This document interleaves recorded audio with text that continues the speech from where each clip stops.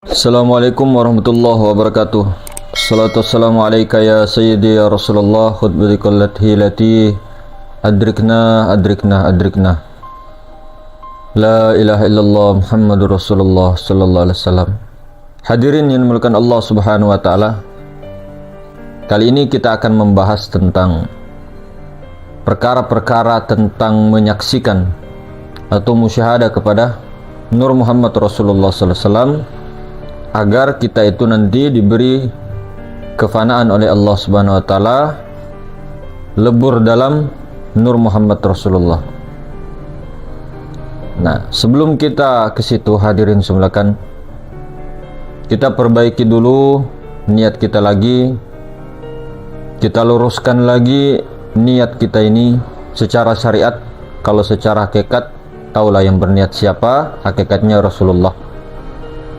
Jadi kita luruskan lagi, kita itu belajar ataupun bertarekat ataupun bermakrifat, belajar makrifat, ilmu makrifat, belajar ilmu akidah, tauhid, hakikat, tasawuf dan segala-galanya itu bukan ujung-ujungnya untuk kesaktian, bukan ujung-ujungnya kita menjadi hebat, bukan ujung-ujungnya kita semakin dapat keuntungan, bukan ujung-ujungnya semakin kita mendapatkan banyak sesuatu atau Allah Subhanahu wa taala mentajallikan semua sesuatunya, semua kemuliaannya, semua kebesarannya kepada kita. Bukan itu tujuannya. Justru semakin kita berkhalwat, semakin kita berzikrullah, semakin kita bermujahadah, semakin kita beriyadhah, maka semakin banyak pula yang hilang dari diri kita, yang hilang daripada sifat-sifat kebinatangan kita, sifat-sifat tumbuhan, sifat-sifat kemanusiaan kita, sifat-sifat iblis dalam kita. Jadi semuanya perlahan-perlahan dikikis, perlahan habis.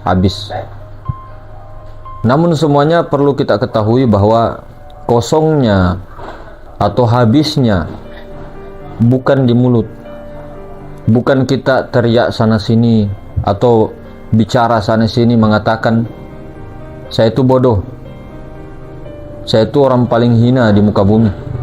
Bukan itu yang dimaksud. Rasanya sudah leburkah?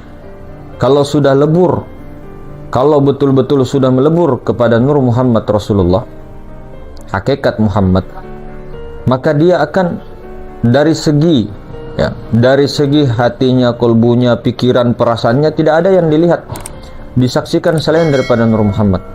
Ini dalam pandangan batin.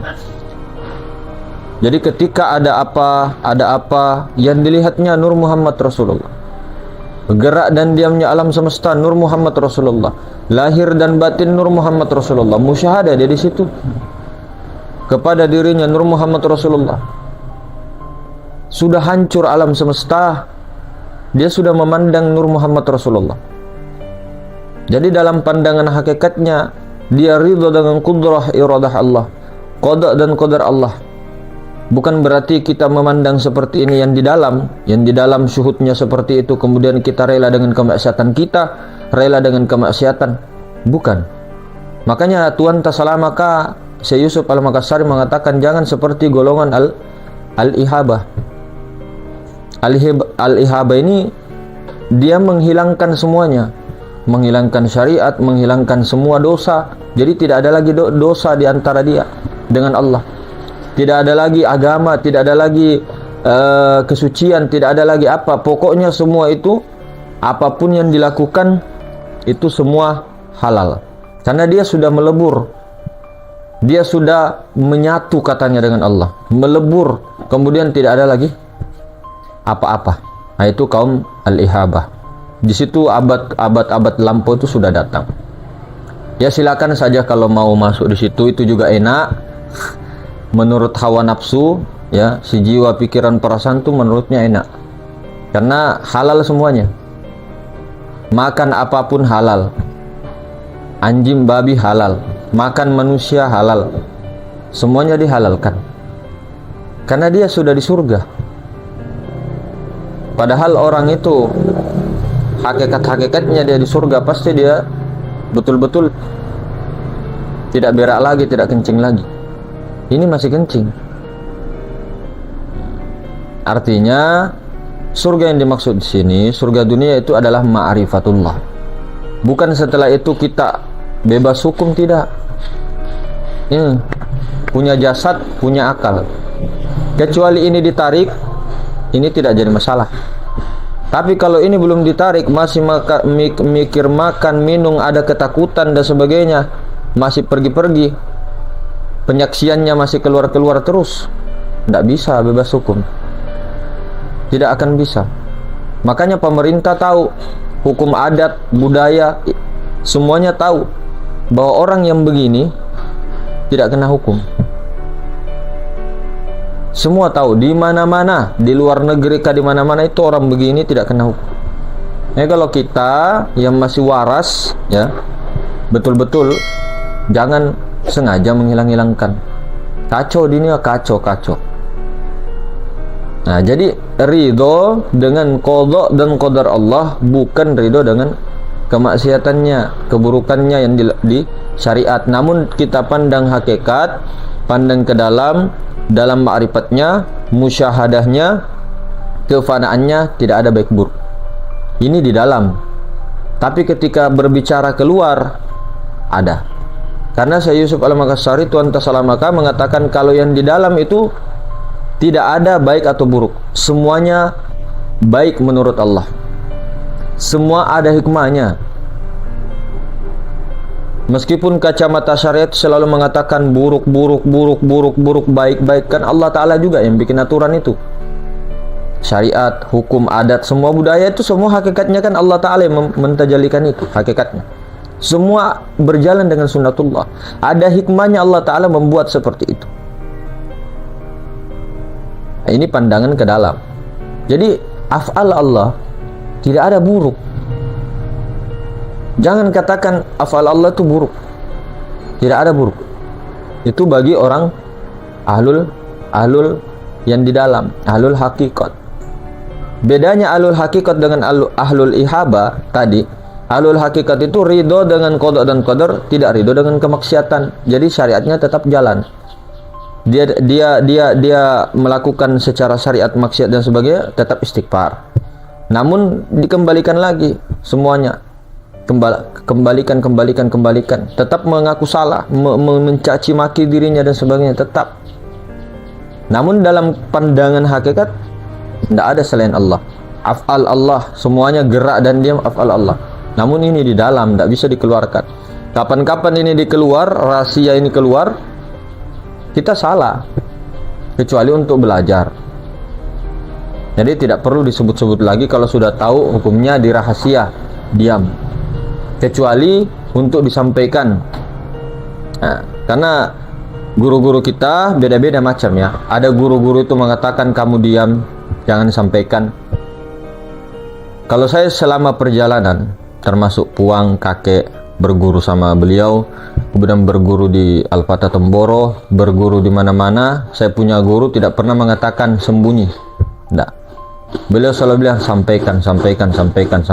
Apapun yang kamu tahu, satu anu pun sampaikan. Yang penting jangan kamu sampaikan pengalaman rasa yang orang itu tidak bisa menerima.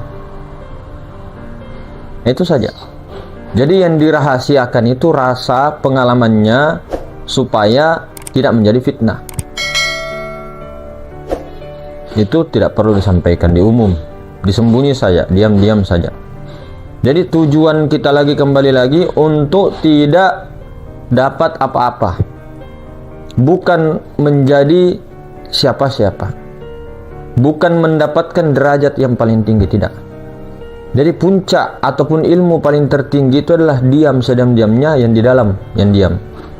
Pikiran, perasaan lebur kepada yang diam itu. Kalau ini masih ke sana, ini masih ke sini. Kalau ya bukan berarti kita amar ma'ruf nahi mungkar tidak jalan lagi, enggak. Di syariat begini, ini salah, sudah hukum selesai. Enggak lagi dibicarakan terus menerus keburukan terus dibicarakan. Itu nafsu, terus begitu. Satu kali saja, oh iya, oh ini salah, ini di syariatnya salah. Udah, jangan menghakimi. Pikiran perasaan ini dua jalur yang akan membuat kita itu sangat-sangat merasa ketinggian tanpa kita sadari. Dua jalur ini nanti keluar di sini, mulut. Itu yang membuat paling bahaya, lidah, mulut. Itu yang biasa keramat sekali di situ.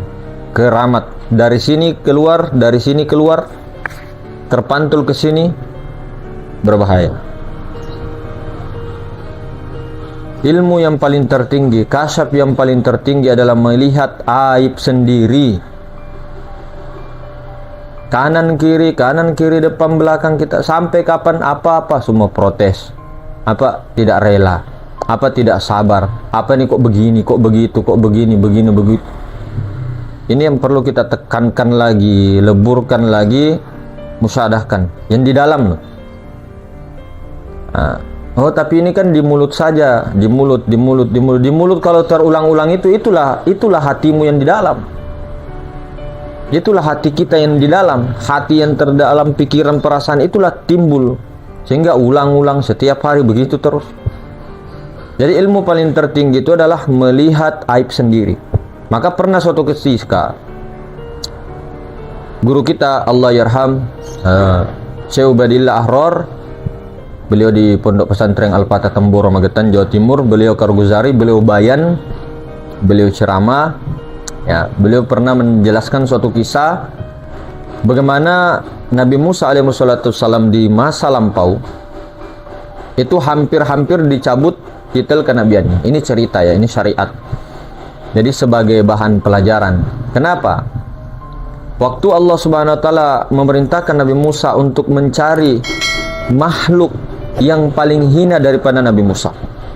Nabi Musa mencari orang-orang, oh ada pengemis sana, ada dan sebagainya. Melihat semua, hampir saja mengambil orang yang paling hina menurut Nabi Musa, tidak jadi. Kemudian beliau mengambil anjing yang cacat. Kemudian anjingnya itu paling kotor dan dekil lah kalau bahasa kita. Diambil, pas pertengah jalan merasa menyesal Nabi Musa. Beliau merasa menyesal, bertobat dan melepaskan anjing itu. Kemudian menghadap kepada Allah. Di situ mengatakan, wahai kalamullah kan Nabi Musa. Wahai Nabi Musa, kenapa engkau melepaskan anjing itu? Bilang, saya tidak tega ya Allah. Saya tadi ingin ada rasa sedikit bahwa saya ini lebih mulia daripada anjing. Ternyata pada saat di pertengahan jalan nurani saya itu menolak. Langsung saya minta ampun kepadamu ya Allah. Nah di situ Allah Subhanahu wa taala mengatakan, menjawab, seandainya engkau bawa itu anjing pergi menghadapku wahai Nabi Musa, ku copot titel kenabianmu. Nah, itu anjing disemuliakan. Bagaimana yang orang yang sudah belajar ilmu ma'rifat, sudah tahu tauhidul af'al, sudah tahu amal ma'rifat, tahu hakikat Muhammad, tidak lagi belajar syariat itu melakukan syariat itu hanya kulit saja, tidak, tapi batinnya itu sudah tembus amal ma'rifat. Jadi amal ma'rifat itu bukan hanya dimusyahadahkan terus paham, tidak, tapi dipraktekkan. Dimusyahadahkan itu hanya dipandang, kemudian nanti lupa, dipandangkan lagi, lupa, pandang lagi Nur Muhammad. Itu sih gampang, di situ gampang. Tapi untuk prakteknya ke pikiran, perasaan, terpantul di mulut dan di perbuatan itu sangat sulit. Jadi di jalur kita, misal ada 7 pelajaran. Satu pelajaran kita 7 hari ya. Sampai 7 pelajaran itu kan 49 hari kalau tidak ada yang bolong. Lanjutnya 49 hari lah. Nah itu semua sebenarnya bukan setelah kita selesai 7 pelajaran lalu selesai, tidak. Itu hanya teori dan praktek singkat sekali. Setelah 7 pelajaran kita ulangi terus sampai betul-betul meresap, sampai pikiran perasaan kita itu tidak tertuju kepada Allah, hanya tidak tertuju kepada selain Allah Subhanahu wa taala, lebur sediam-diamnya, fana di situ. Kemudian tujuan akhirnya nanti berakhlak dengan akhlak Allah. Itu sebenarnya tujuannya itu. Pikiran kosong selain daripada Allah, perasaan kosong selain daripada Allah. Oh, berarti kita tidak bisa kerja mas begini? Tidak.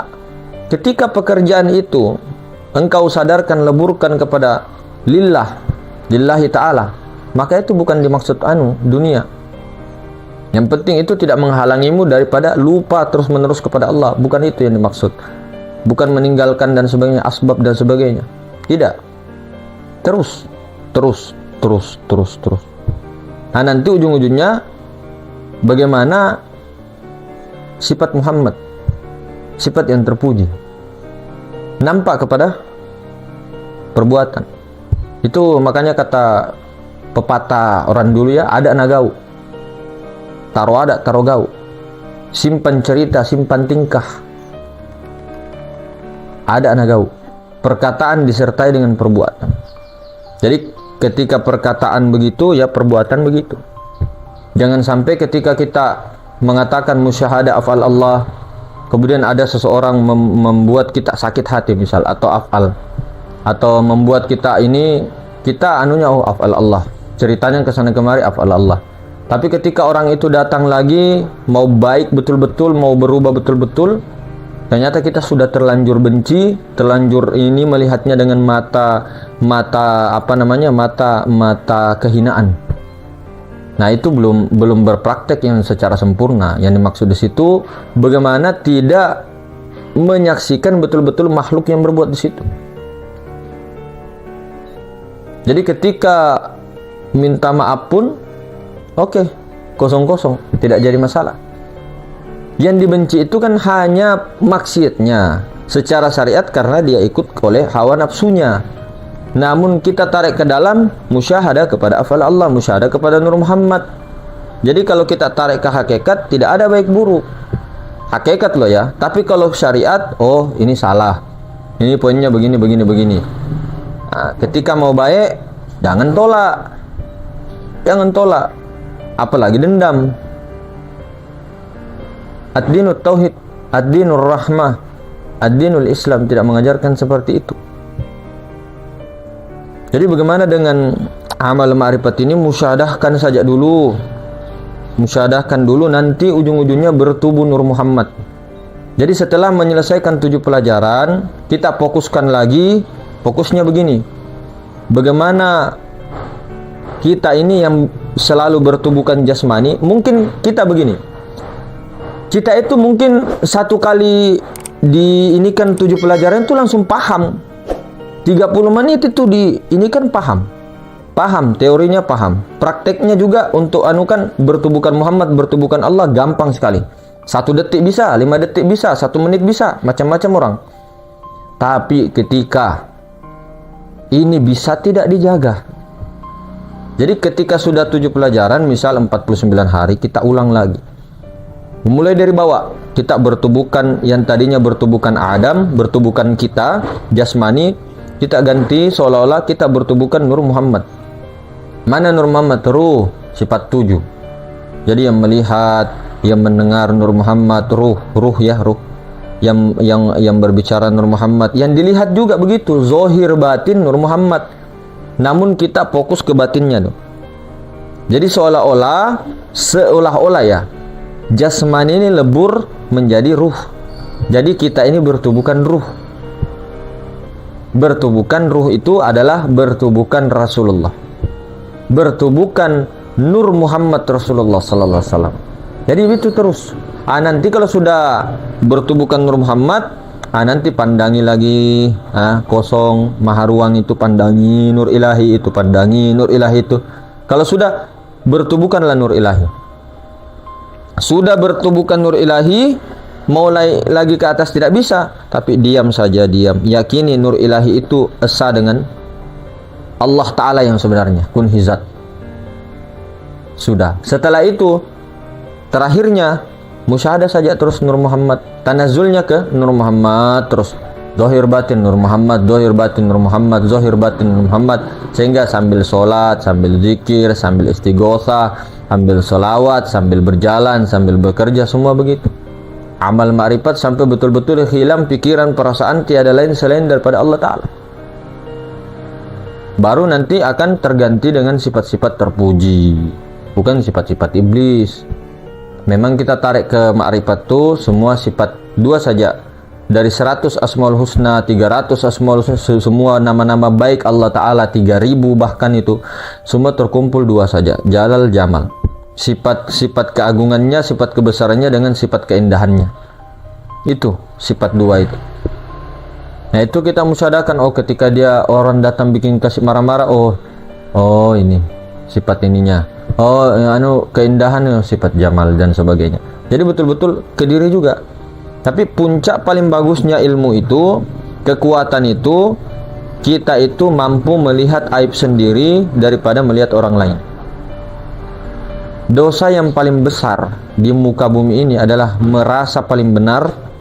Kemudian dosa yang paling besar itu ada wujud kita. Jadi ada suatu ketika juga kita kadang tidak sadar mengatakan dunia ini sudah rusak semuanya, ini rusak, ini rusak. Padahal apa kata ulama? Orang itu yang paling rusak. Artinya kita ini yang paling rusak, tapi kita itu tidak sadar diri begitu.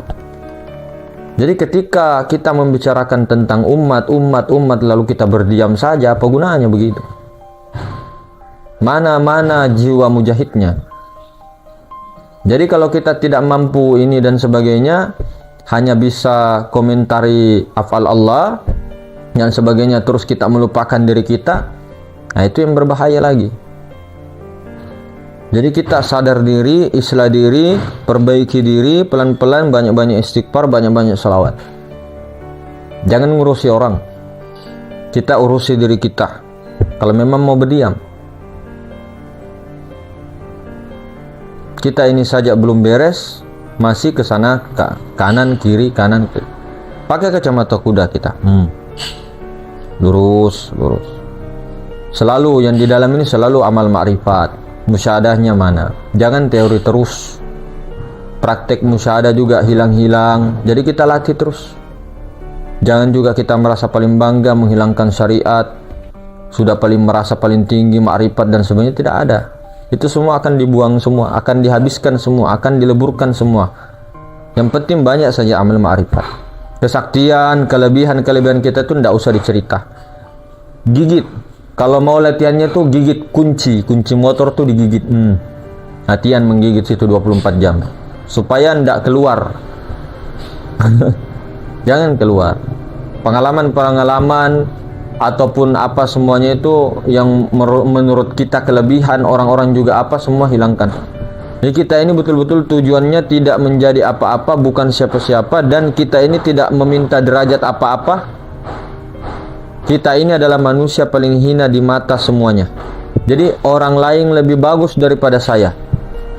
Bukan kita ini merasa paling bagus, orang lain jelek, semua di mata kita. Jadi apa-apa dilihat itu protes, apa-apa protes. Jauh dari praktek. Nah, jadi bagaimana? Kita ulangi lagi.